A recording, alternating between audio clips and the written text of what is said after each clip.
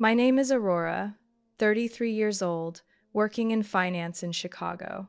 My whole life I've lived by plans, saved carefully, and never relied on anyone, not even my own family.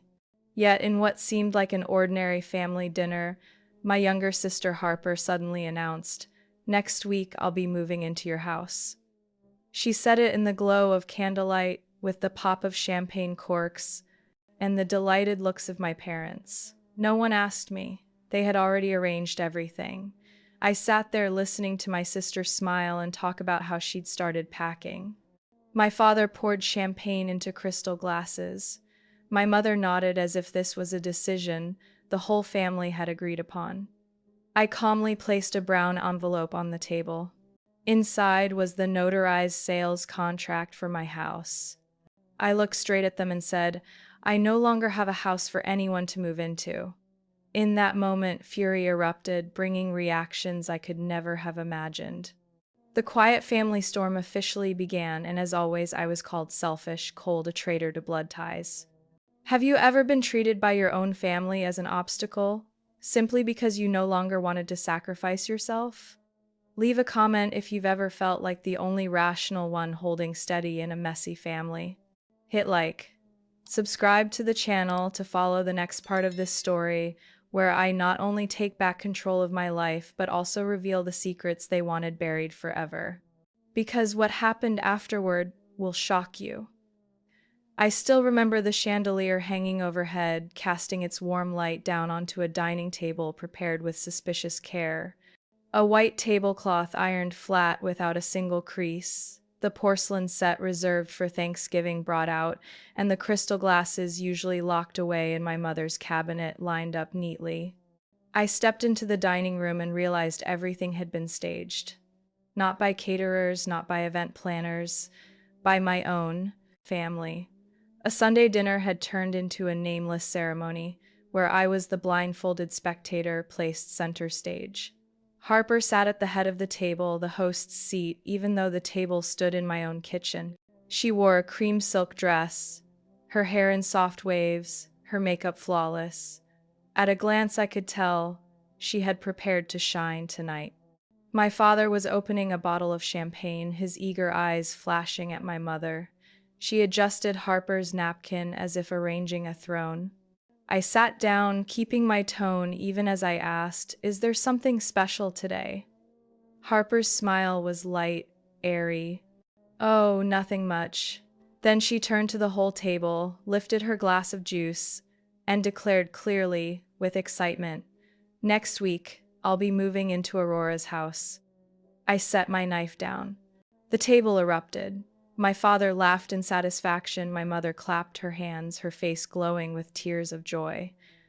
"She'll finally have a stable place to live," my mother said, looking at Harper as if she'd just graduated from an Ivy League university. "Family always helps family," my father added, raising his champagne glass toward me.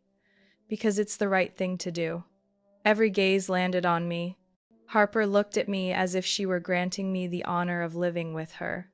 I froze for a moment, then sipped my water, forcing my hands not to grip the glass too tightly. "When are you moving in?" I asked, still calm. Harper twirled her glass like she was talking about a vacation. "I've started packing already, maybe Wednesday or Thursday. Depends on the moving truck." I turned to my parents. "How long have you known about this?" My mother set her spoon down, feigning surprise. "Oh, just a few weeks. Harper's struggling with rent, you know. Her apartment is tiny and expensive. Meanwhile, you live alone in that big house. It just makes sense." "I need someone to live with," Harper jumped in. "And I need a place to start over. We'll help each other, like a real family." I stared at her. The words didn't echo love, sacrifice, or sharing. They screamed intrusion, possession. I nearly laughed but held it in. They spoke of my house, the one I'd spent 9 years of sleepless work paying off as if it were a vacation rental for unemployed relatives. I asked, "How long were you planning to stay?" Harper shrugged. "Until I get on my feet. Maybe a few months, maybe a year." My mother quickly added, Aurora, don't worry. Harper is tidy, polite. You'll even be happier with her around. I dropped my gaze. Beneath the table, my fists clenched. I remembered the plastic bins stacked in the garage days earlier, labeled Harper's Books, Winter Clothes. When I asked, she brushed it off, saying she just needed temporary storage. So that was the first sign, and I had ignored it. Which room? I asked. The upstairs corner one. Harper answered like it was obvious. The one with the big window. I love the light there. I'll also bring my green sofa, remember that one? I looked around the table. Every item laid out for tonight suddenly felt foreign. The silverware, the linens, the glasses all paid for by me. With real money. From long hours, rushed contracts, missed meals, and now my family sat here, turning my house into a consolation prize for Harper's failures. Seems you've all decided without me. No one answered. No one asked if I agreed. To them, I was only the key holder, nothing more. I bent down, unzipped my bag, and pulled out a brown envelope. I set it squarely in the center of the table, where the chandelier's light illuminated the notarized stamp. This is the sale contract. I signed last week. The glass slipped from Harper's hand, shattering. Silence. No one laughed anymore. The air thickened, as if oxygen had been drained in a single breath. My father spoke first, voice hoarse. You sold the house? What are you saying? I met his eyes. I don't have a house for anyone to move into. And I don't need this kind of help. I sat there, steady, beneath their stunned stares, people who assumed I'd shoulder the load again. But everything was different, and the storm in my family began to rise. The sound of shattered glass still echoed when I lifted my head, shifting my gaze slowly from my parents to Harper. She sat frozen, hands trembling, champagne drops soaking her dress. The air pressed heavy as stone. My father barked, You sold the house? Without telling anyone? Planning to hide it from the family forever? I quietly slid the contract out, stamped and signed. I didn't hide it. I just wasn't asked. The same way this moving plan wasn't discussed with me. My mother shot up, napkin falling to the floor. You can't do this, we agreed. Harper needs a place. Family must support each other. Family supports each other, I repeated slowly. But it was never meant for one person to carry all the weight. Harper's voice quivered, eyes wide. I don't understand. Did you do this because of me? Because you hate me? No, I answered, steady. I did it for myself. The words landed like a slap. My parents' faces contorted with shock and disappointment. My mother grabbed my sleeve, whispering desperately, Aurora, have you thought about the consequences? That house is everything, your home, your memories. How can you just walk away? I met her eyes. A home can't be a place where decisions are made without me, or where it's only a backup plan for someone else's failures. My father slammed his hand on the table, face flushed. That's how you treat your sister? You live alone in that big house and can't spare one corner? She's your sister. I inhaled deeply. I worked 3 jobs to keep that house. I replaced the roof last winter when snow collapsed the attic. I fixed a burst pipe during a storm because I couldn't afford an emergency plumber. I never took a cent from this family. Every brick, every wall was paid for with my health and sleepless nights. Harper covered her mouth, tears spilling. So you don't believe me? Don't believe I just wanted to stay for a while? I had no bad intentions. I interrupted, my voice soft but firm. I don't think you meant harm. I think you've just grown too used to others carrying your life for you. The silence stretched. I slid the papers back into the envelope, nudging it toward my father. I've signed. The deposit is already paid. I have 30 days to move. No one can change that. His hands clenched around the envelope, his wrinkles deepening. So, you've decided to leave that house? Leave this family? I lifted my eyes. Not leave the family, just choosing to live without being suffocated by unfair expectations. Harper's voice cracked. I never thought you'd be this cruel. My mother sank back into her chair, hands gripping tight. Aurora, why didn't you tell us first? Why so sudden? I paused, then said clearly, because if I had told you, you would have tried to change my mind. Like you're doing right now. No one replied. I went on. No one asked if I agreed to Harper moving in. No one asked if I could afford extra costs. Everyone just assumed it was my duty because I was able. But who here has truly cared how much more I could endure? Harper lowered her head. My mother looked to my father. My father stared at me, silent. I rose, pushing my chair back. You can continue dinner. I'll excuse myself. I walked away, steps heavy but steady. Behind me came whispers, sighs, my mother's soft sobs. But no one called me back. On the fourth stair, I stopped briefly, hand on the railing, drawing a deep breath. Below, dishes clinked faintly, the sound of an old world beginning to crack.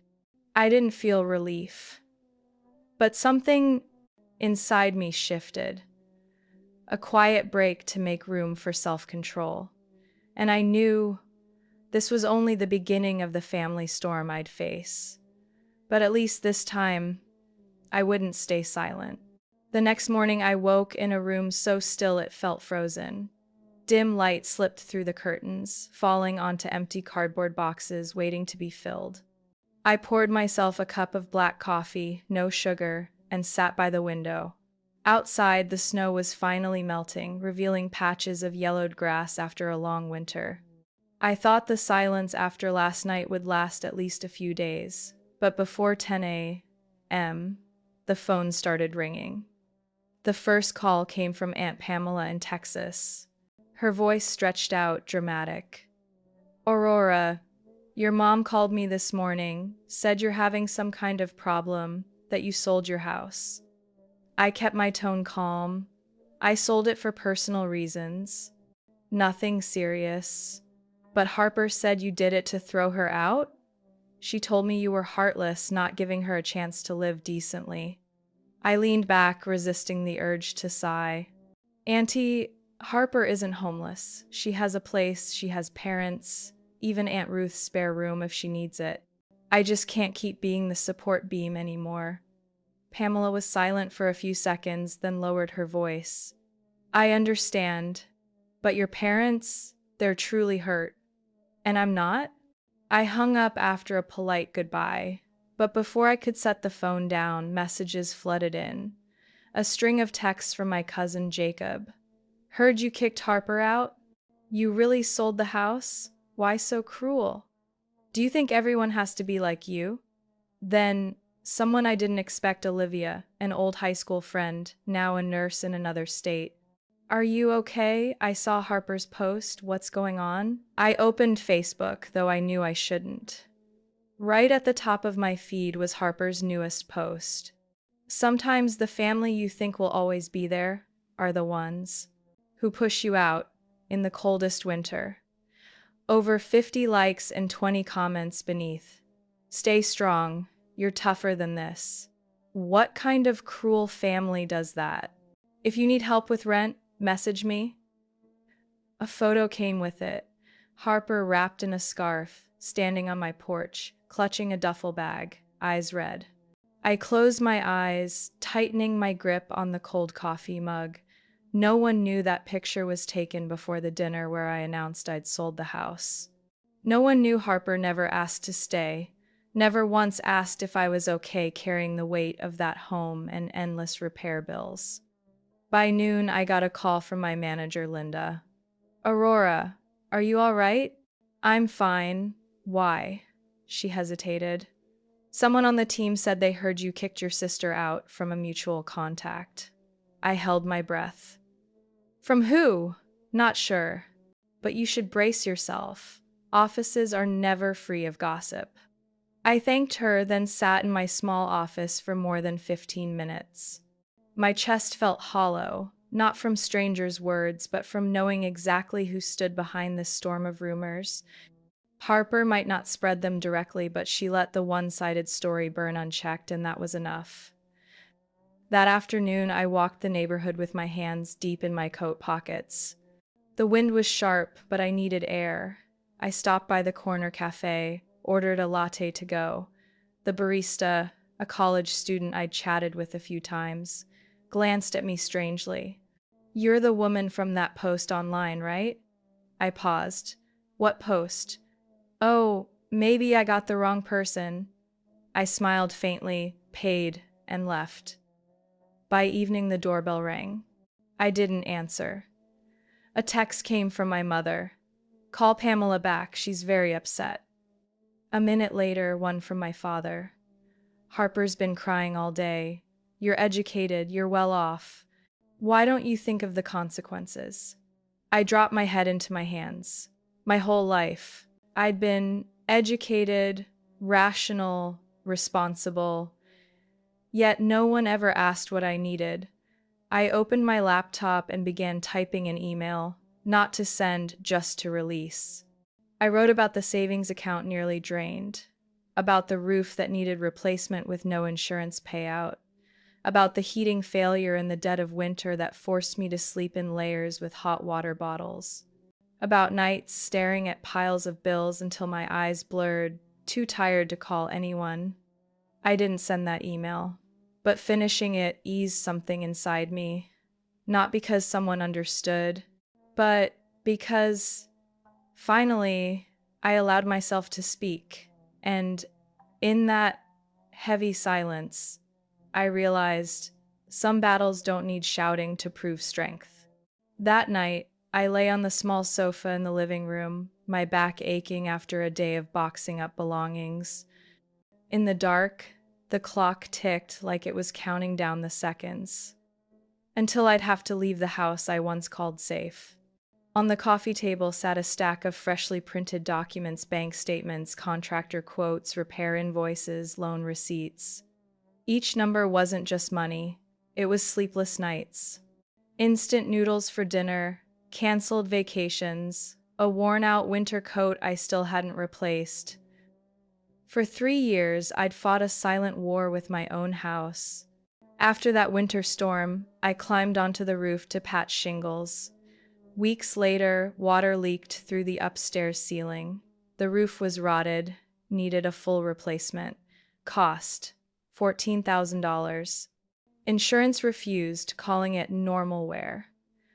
I didn't cry. I just watched my savings collapse to less than 1 month's salary. Less than 6 months later, the main water line burst beneath the backyard. I remember it was a Tuesday. I came home to water flooding up through the ground, seeping into the basement walls. I called 3 companies. Only one came that night at nearly $9,000. As they dug, I stood at the window, fists clenched. Every shovel of dirt felt like it buried the stability I once believed in. I signed the invoice without a word. Then the heating system failed on Christmas Eve. I returned from dinner at a friend's house to find my home like a freezer, the furnace rattling uselessly. The thermostat was dead. A new system cost almost $6,000, no warranty, no help. I paid it off over 7 months, cutting health insurance and every extra expense. Each bill was paid with blood and endless anxiety, and through it all, no one from my family called to ask if I was okay. No one offered to share even a fraction of the cost. I remembered evenings at my kitchen table, circling expenses in red ink, car maintenance, home insurance, routine checkups pushed aside. I crossed out summer trips with friends, declined a professional conference in Denver, canceled cable, switched to the lowest phone plan, learned to cut my own hair from YouTube videos. I did all this believing things would improve. And then Harper's boxes appeared in my garage, large suitcases, plastic tubs labeled with her name. I thought it was temporary. I was wrong. I didn't sell my house out of anger or spite. I sold because I couldn't take one more surprise bill. Because I needed to sleep without dreaming of interest rates. Because I wanted to live, not just survive. Last week, when I signed the sale contract, my hand didn't shake. I felt relief like never before. I chose a smaller apartment, closer to downtown. No yard, no basement, no steep roof. But bright, quiet, and most importantly, affordable. I told no one, because I needed space to decide without hearing. Why not think of others? Your sister needs you. Family is everything. I didn't want to hear it again. Last night, after countless calls, I scrolled through messages without replying, some mocking, others scolding. I wasn't angry, just bitter. They didn't know what really happened, and they didn't ask. I stood, walked to my bookshelf, and pulled down a photo frame. Me, holding house keys the day I closed. My face sweaty, my eyes shining. I placed it in the keep box. I wouldn't take everything, but I'd take my memories and the hard lesson of silence. Because sometimes what keeps you alive isn't encouragement, it's clarity. In storms, no one else knows you're fighting. I was labeling boxes of books when the doorbell rang. Faint light still lingered outside, a streak of orange brushing the porch. I opened the door. Standing before me were my mother, father, Aunt Ruth, Uncle Robert, and cousin Jennifer. No warning, no text, no asking if I was free. They simply showed up. My mother walked in first, carrying a bag of warm bread. "You haven't eaten, have you? I brought you something." I nodded slightly, stepping aside to let everyone in. The house still had enough chairs for 6 people, but I didn't invite them to sit. My father stood in the middle of the living room, his eyes scanning the boxes stacked high against the wall. He spoke first. "Aurora, we didn't come today to blame you any further. We came to understand. We're talking about family, and family matters should be discussed, not cut off." I sat down by my desk, reaching for a folder I had prepared earlier that afternoon. "If you really want to understand, then look through this first." I handed the folder to Uncle Robert. With more than 20 years of accounting experience, he was the only one in the room who didn't look surprised as he scanned the numbers. "These are all the repair costs from the past 3 years," I said, locking eyes with my father. "Along with the bank statements, every withdrawal, every transaction." Jennifer picked up one bill for the roof replacement, flipping it over to check the payment date. $14,000? Was the roof that damaged? It had to be completely replaced. Insurance wouldn't cover it because they said it was natural wear. "Do you remember how heavy the snow was that year? You weren't here, but I was. Alone." Aunt Ruth frowned. "Why didn't you call your mother?" "Why should I?" "To hear again. Your house is too big. No wonder it costs so much. Why don't you just move back home?" The room went silent for a few seconds. I went on. "You all assumed I was fine because I didn't ask for help. But the truth is, I had no choice but to sell. And no, I didn't do it to spite Harper. I did it because I couldn't live one more day in fear of the next letter from the bank." Uncle Robert flipped to the plumbing invoice. 9,000. And another 6,000 for the heating system. That's almost 30,000 in less than 2 years. "Aurora, you paid all this yourself?" I nodded. No one helped. No one asked. Jennifer set the papers down, her eyes shifting to my mother. "Mom, Auntie, did you really not know any of this?" My mother stayed quiet, gripping the edge of her coat in her lap. My father straightened up, his voice hard. "You never said anything. How can we help if you stay silent and then turn around and blame us?" I turned to him. "Then let me ask, did anyone ever bother to ask?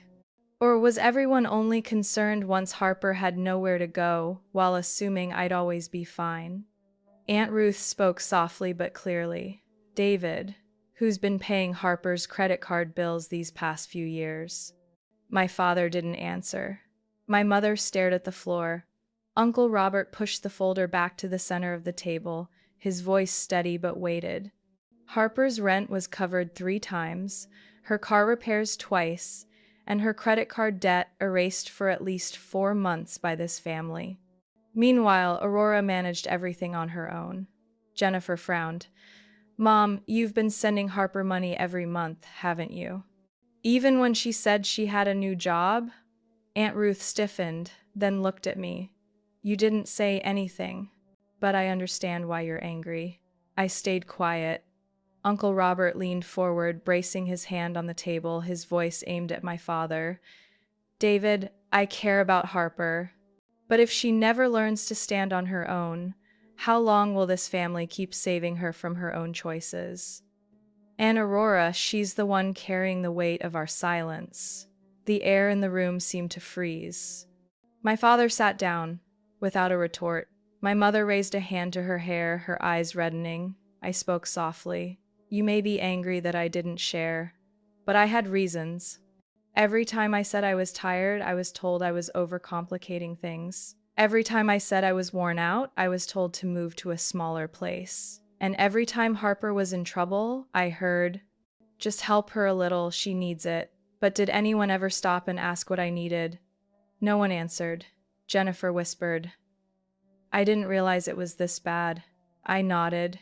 Because everyone assumed I was fine. Uncle Robert sighed, then stood. We need to change the way this family communicates. And that starts with listening without judgment.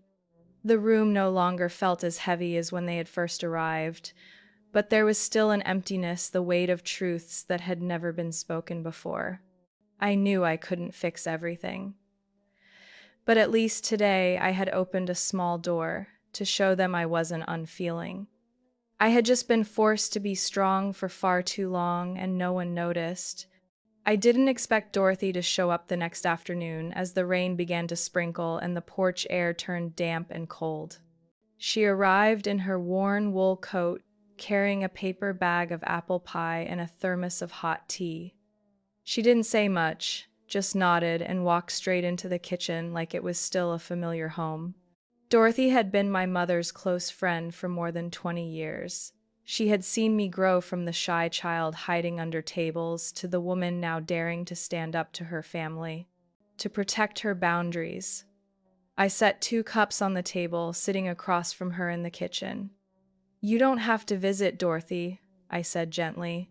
I didn't come as a visitor, she smiled, pouring the tea. I came to stand with you. I fell silent, watching her through the steam rising from the dark tea. I've seen this for a long time, Aurora, she continued. Harper has always been the favored one. She failed out of college, and the blame was on her teachers. She lost jobs, and everyone said her bosses were too harsh. She overspent, and people pointed fingers at the credit card companies. But you, if you ever did one thing against the family's wishes, you were instantly called stubborn, selfish. I leaned back slightly, my chest tightening. I never said this before, she went on slowly, because I thought your family's issues weren't mine to interfere in. But after yesterday, after seeing the whole clan gather just to put you on trial, I can't stay quiet anymore. She laid her hand on the table, giving mine a soft pat. You weren't wrong to sell your house. You weren't wrong to want to live your own way. Later, I walked Dorothy to the door, the smell of apple pie still lingering in the kitchen. She turned, her eyes firm. Next time they try another intervention, call me, because I won't sit silently again. I smiled faintly, saying nothing. 2 days later, I met Barbara at her office on the 11th floor of a glass tower overlooking Lake Michigan. Barbara had been my financial advisor for 4 years. We weren't friends in the casual sense, but our bond was built on trust. Numbers had a way of forging that. She flipped through the papers I brought, nodding as she read. The way you managed the last 3 years wasn't giving up or failing, Aurora. It was a strategic withdrawal in the face of financial exhaustion and lack of long-term support. I laughed softly. Sounds like a CEO's report on a bankrupt company. Barbara met my eyes, serious. Number like the CEO of your own life. And if declaring bankruptcy is what it takes to escape a toxic family model, then it's an investment worth every cent. I looked up. Not many people had ever spoken to me that way. She emphasized, saving someone else with your money is temporary, but enabling someone with your silence that destroys both sides. She pointed at the last line of the financial report I'd emailed her the week before. In just 3 months after moving into the new apartment, your fixed expenses dropped 42%. Your emergency fund is growing again. That's the result of a brave choice. I gripped the strap of my bag, feeling something in my chest lighten. That evening, I came home with takeout from my favorite place. The sky was already dark. Just as I sat down to eat, a text came from Thomas, my colleague. Heard about your family dinner. If you need someone to help pack or just sit quietly, I've got a strong back and good ears. I blinked in surprise. Thomas was reserved, always polite, rarely personal. I thanked him, but he showed up anyway at 8 p.m. with an empty box and gloves. We didn't talk much. He packed books, carefully wrapped frames, labeled each box. Around 9 p.m., sitting on the floor with our backs to the wall, he finally spoke. My brother lived with my parents until he was 42. I turned to him. He kept staring straight ahead. He wasn't a bad person. But my parents handled everything, called to wake him for work, scheduled his doctor's visits, paid his bills when he was short.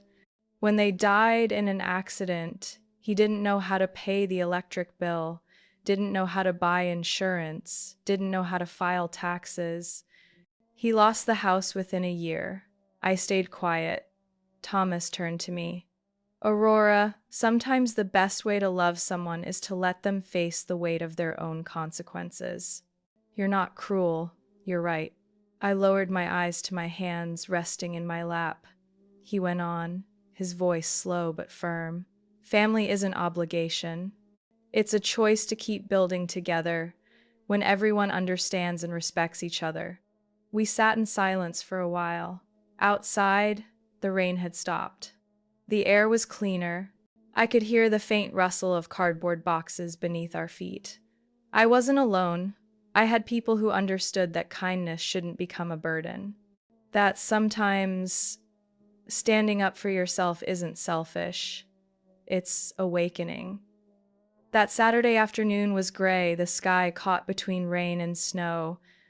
I was packing the last of the kitchen items when the doorbell rang steady, deliberate, not the sound of a casual visit. I wiped my hands and opened the door. My parents stood there, and behind them was Harper, her eyeliner neat, lips pressed tight, face arranged like she'd just stepped out of a photo shoot, feigning exhaustion. My mother forced a smile. "Do you have a little time, Aurora? We'd like to talk calmly." I stepped aside to let them in. In the living room, the labeled boxes lined the walls neatly. Nearly everything was packed away. The sofa was the only thing left untouched, still needed for guests. Harper sat down first, rubbing her palms together, her eyes avoiding mine. My parents sat across from me. I didn't need to ask why they were here. The air in the room carried the weight of a negotiation, not a casual visit. My father spoke first, his voice steady and low, as if he were opening a family meeting. "We've thought everything over. The idea of Harper moving into your house clearly put pressure on you. We understand that. And you're right, you've done a great deal for that house. No one denies it." I gave a slight nod, he continued. "So Harper won't be moving in. That's final. But she still needs stable housing. And we were thinking maybe if you could help her with some initial money to rent or put a down payment on a small apartment, things might ease up for all of us." I didn't answer right away. I looked at Harper. She blinked, trying to appear modest. "I don't need much," she said softly, with a touch of pleading in her voice. "Just for now. I'm already applying to jobs. You've had so much success. A little from you could change my life." I set my glass of water on the table, my eyes locked with my father's. He didn't add another word, but I recognized that look, his way of urging me to do what was right by their standards. I opened the desk drawer and pulled out a slim folder I had prepared earlier. Not because I knew they'd come, but because I had considered this possibility often enough to know I needed to be ready. I placed the papers on the table and slid them toward my mother. This is a record of the financial support this family has given Harper over the past 5 years, I said slowly. Not because she asked me to keep track, but because I was the one always stepping back when the family's resources went in one direction. My mother hesitated, then opened the folder. I went on. Here are the rent transfers for 3 months in San Diego. $4,800. Here are the credit card payments Dad covered 2 rounds, each over $2,000. Harper's car insurance after her accident, $1,200. And here, I pointed to the middle page, are 3 separate cash handouts, each called emergency help, $5,000, $7,500, and $10,000. My father leaned back slightly. My mother turned each page, her eyes sinking lower. In total, I said, the money given to Harper in just the last 5 years is over $120,000. Harper sat frozen, her hands clenched in her lap. I didn't ask for all of that number, but you accepted it, and you never asked if anyone else was struggling, too. My father sighed but didn't argue. My mother set the folder down, her hand trembling. How long have you been keeping these records? Long enough not to stay blind to the unfairness anymore, I replied, holding her gaze. I don't work 10-hour days, bringing packed lunches to save money, just to be assumed the one who can spare a little more. Harper leaned forward, her voice sharper. I don't want your money. I just thought if you had it, you could help a little. I cut in. You don't have to sugarcoat it, Harper. You've grown used to being helped. But no one ever taught you how to take responsibility. She looked down, lips pressed tight. I turned to my parents. I don't mean disrespect. But if you keep demanding from the only one who has never been a burden, when do I get to build my own life? My mother didn't reply.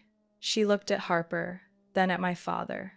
Her eyes no longer accusing, but weary in a way I had never seen before. My father rose slowly. Maybe we need to rethink how we've been looking at our children. I said nothing more. I didn't need to. What I needed to prove was already in front of them, written in numbers, in years of silence, and in the clarity I had fought to preserve.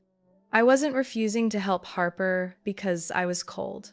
I refused because I could no longer be the shadow that sacrificed for choices someone else wouldn't face. And maybe, at last, they were beginning to see that. After the three of them stayed quiet for a long while, I stood, pulled an ivory-colored business card from my bag, and set it on the table. You don't need my money, I said. But you need a way out. This is it. Harper frowned at the card as if I had placed something foreign in front of her.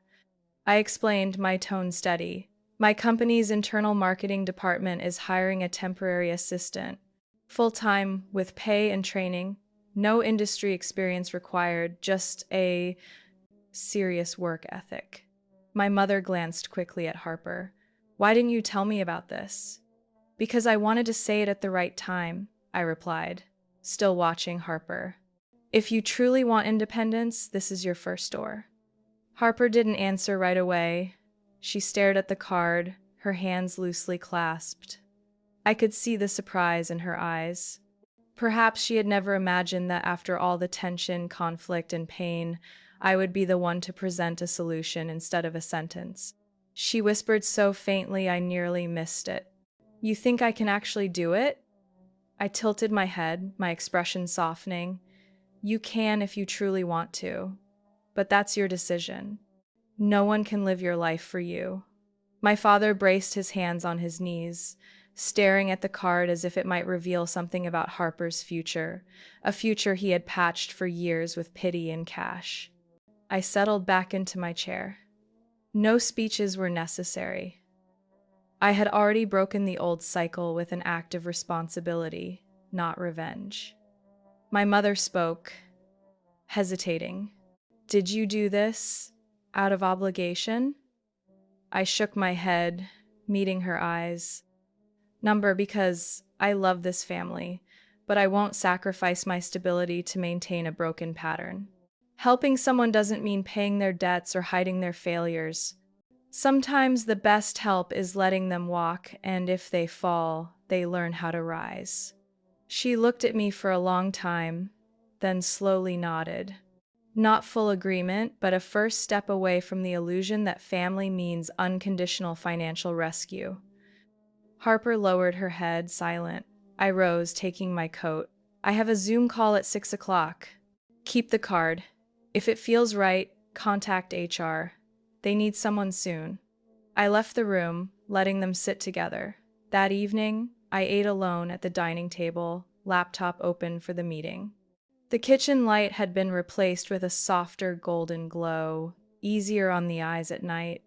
Just as I ended the call, there was a soft knock at the front door. No voices, just the sound. I stepped over and opened it. Harper stood there, no makeup, no bag, just wearing an old coat I recognized from her cafe job years ago. I tilted my head. Did you forget something? She didn't answer right away. After a moment, she pulled the business card from her pocket. She didn't hand it back, just held it. What did you tell them before putting my name forward? I didn't put your name forward, I said plainly. I just said someone needed a chance. They'll interview. The rest is up to you. Harper nodded. I've never worked in an office. You'll have to learn, like anyone else. She pressed her lips together, then unexpectedly let out a soft laugh. It feels like you've cornered me, but still left a ladder. I folded my arms. Then climb it. Better than waiting for someone to carry you forever. She looked at me, her eyes free of their usual defiance, carrying something closer to acceptance.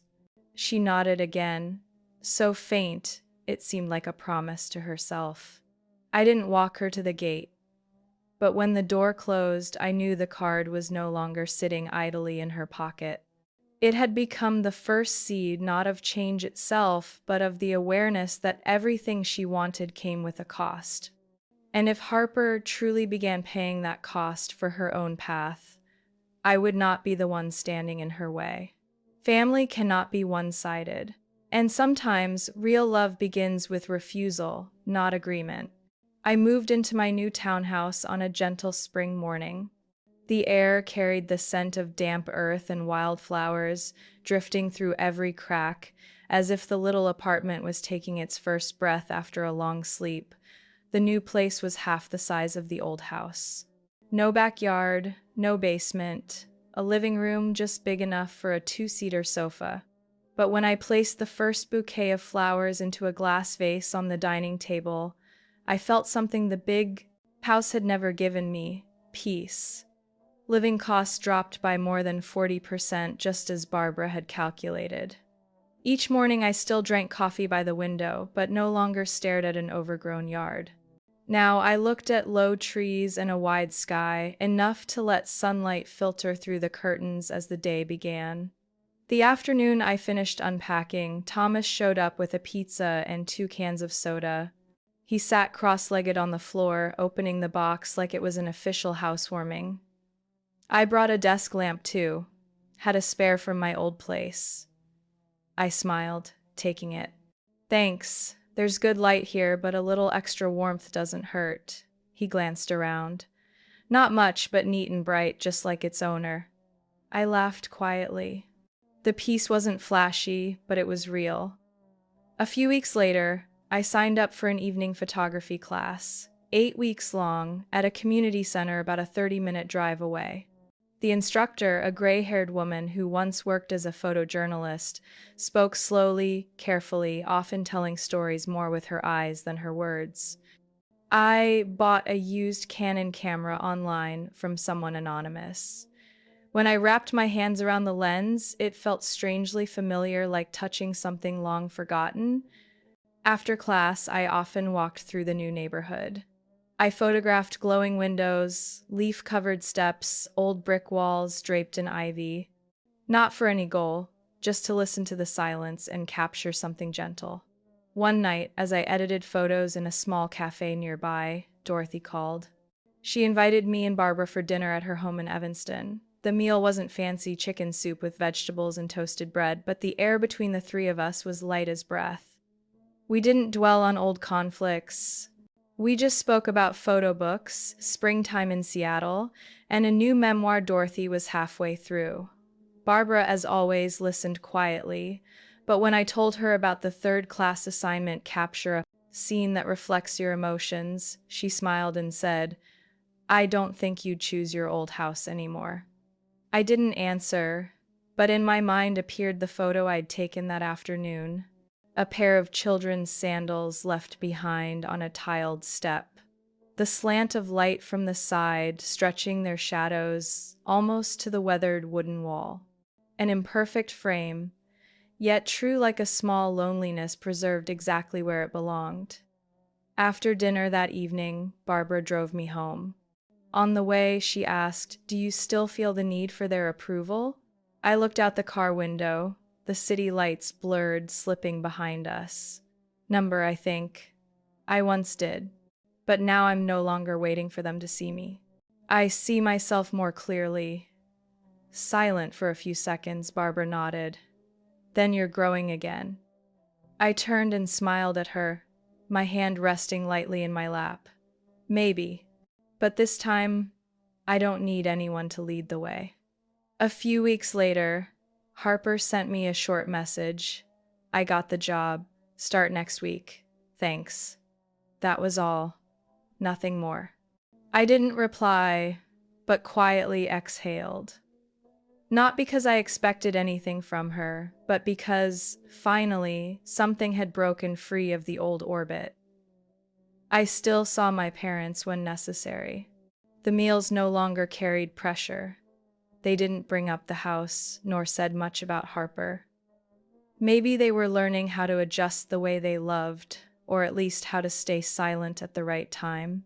I chose to keep a distance far enough not to be pulled back into the loop, close enough that if they truly changed, the door would still be open. One early summer morning, I placed my favorite photo on my desk. A simple scene, the shadows of two women sitting back to back on a wooden bench in the park, each holding a different book. The sunlight touched their hair softly, like a memory I had once longed to keep.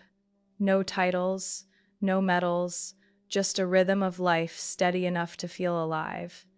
And in that rhythm, I had found myself again, not among those I was born to, but among those I chose to walk beside. That evening, I stepped into my parents' old house with a bottle of wine in one hand and a warm apple pie fresh from the oven in the other. Something in the air felt different, not the old undercurrent of tension, not the thick silence between shallow pleasantries. My father opened the door, pausing briefly at the sight of me, then smiling lightly. Not overly warm, but free of the usual reluctance. You're here. Your mother's making that stew you like. I nodded and stepped inside. The kitchen carried the faint scent of onions and herbs, reminding me of dinners long ago when life hadn't yet grown so complicated. My mother set the table, her eyes no longer darting away as they once had. She reached for the bottle of wine. You remembered this one, I answered softly. I remember what used to feel good. Harper sat at the table, dressed simply, without the polish she once wore. She smiled, tapping her glass lightly. Guess what's new with me? I looked at her, questioning. Harper pulled a business card from her wallet, placing it neatly on the table. Assistant marketing coordinator official now. No more probation. I picked up the card. Thick stock, embossed, clean font. I turned it in my hand, then set it down. Congratulations. Your first job you walked into on your own, without anyone pulling you. She nodded, a bit shy. At first, I wanted to quit. So much I didn't understand, the pace completely different. But then, I realized I needed to show up on time. finish reports, own my mistakes. My father looked at Harper, then at me. He said nothing, only listened. My mother quietly poured water, not interrupting or correcting as she once did. Harper went on, her voice slower. One day a client complained, and I thought, if only someone could handle this for me. But then I remembered you, remembered how it felt to hold that business card, not asking for money, but for a chance to live right. I looked at my sister. I no longer saw the familiar shadow of someone who demanded, cried, or blamed. Something in her voice, her eyes, and the way she sat had begun to shift. You once told me I needed to learn responsibility, she said. I was angry then. I thought you were pushing me away. But now I think maybe that was the first time you truly reached out. I just wasn't brave enough to take your hand. Dinner unfolded in a quiet warmth. No one reopened old wounds. We let them rest present but no longer painful. As I rose to wash dishes, my mother joined me, towel in hand. Parents sometimes think protecting their child means doing everything for them, she said slowly. But I was wrong. We didn't teach Harper to stand. We only taught you to carry. I said nothing, handing her a plate I had rinsed. Her hand brushed mine. I never understood why you stayed silent so long, she continued. But now I see it wasn't anger. You were simply too tired to keep explaining. I looked at her, for the first time, feeling like two adults speaking, no longer bound by parent-child roles. My father sat in the living room watching the news without turning up the volume. Harper closed her laptop, the screen glow soft against her tired but calm face. I looked at that scene, and the familiar knot inside me didn't return. I didn't need them to change completely. I didn't need apologies. I only needed them to see me as an adult, not an endless resource or default safety net. Driving home, I went slower than usual. Streetlights glowed gold against the windshield, reflecting the trees slipping behind me. I stopped at the intersection near my new apartment, not for the red light, but to sit a few more seconds with the feeling in my chest. Not triumph, not satisfaction, just peace, gentle, without needing proof. I had stepped out of the old cycle. No need to cut anyone off. No need to shout that I was right, just the choice not to return. The boundaries I set didn't destroy family. They saved what remained of a bond long eroded by misunderstanding, skewed sacrifice, and love mistaken for obligation. And perhaps the most valuable thing I learned through it all is that sometimes the kindest thing we can do for someone is stop doing everything for them, to let them grow, as I did. If you've ever found yourself in my place, trying to keep peace in your family by sacrificing yourself, you might understand the bittersweet relief of finally setting boundaries. I don't share this to accuse or complain. I share it so we can reflect. Have we ever, in love, turned someone into a burden or ourselves into a shadow? What about you? Have you ever had to make a hard choice to protect your own worth? Have you ever drawn a line with loved ones not because you stopped loving them, but because you learned to love yourself the right way? I'd love to hear your thoughts. Leave a comment below. Sometimes your story can be the anchor someone else needs while navigating the storms of family and pain. And if you're drawn to real stories like this, where every knot inside a family leaves a lasting mark, make sure to follow the channel. I'll keep telling them raw moments, lessons no book can teach, and the times we discover ourselves in the lives of others.